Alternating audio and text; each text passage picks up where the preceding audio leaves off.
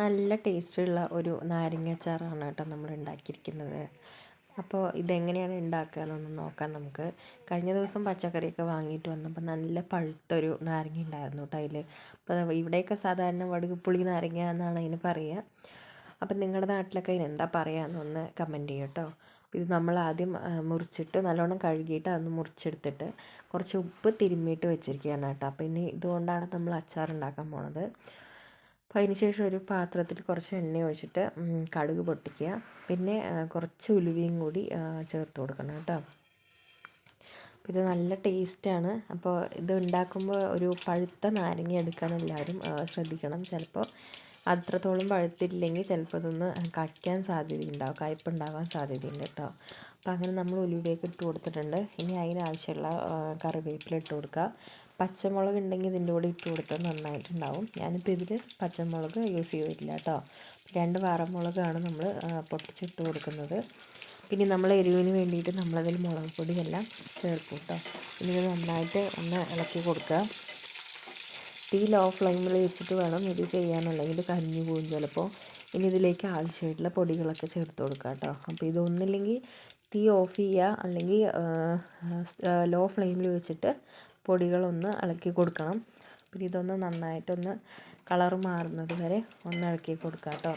അതിന് ശേഷം നമ്മൾ മുറിച്ച് വെച്ചിട്ടുള്ള നാരങ്ങയിൽ ഉപ്പ് പുരട്ടി വെച്ച നാരങ്ങ നമ്മൾ ഇതിലേക്ക് ചേർത്ത് കൊടുക്കുക. അപ്പോൾ ഈ മുറിച്ച് വയ്ക്കുമ്പോൾ തന്നെ അതിൽ കുറച്ച് വെള്ളം വരും കേട്ടോ. നാരങ്ങയിൽ നിന്ന് തന്നെ കുറച്ച് വെള്ളം വന്നിട്ടുണ്ടാവും.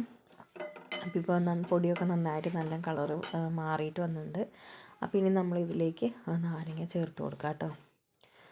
അപ്പോൾ അതൊന്ന് കുരയാൻ കുറച്ച് നേരമായി, ഒരു 1/4 മണിക്കൂറൊക്കെ ആയി മുറിച്ച് വെച്ചിട്ട്. അപ്പോൾ അതൊന്ന് ഇത്തിരി വെള്ളം ഇറങ്ങിയിട്ടുണ്ടായിരുന്നു കേട്ടോ.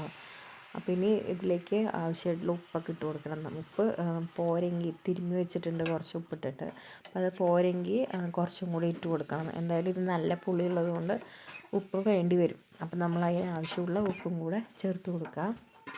ഒരുപാട് പുളി തോന്നുകയാണെങ്കിൽ ഒരു ടീസ്പൂണൊക്കെ നമുക്ക് പഞ്ചസാര വേണമെങ്കിൽ ചേർത്ത് കൊടുക്കുക കേട്ടോ.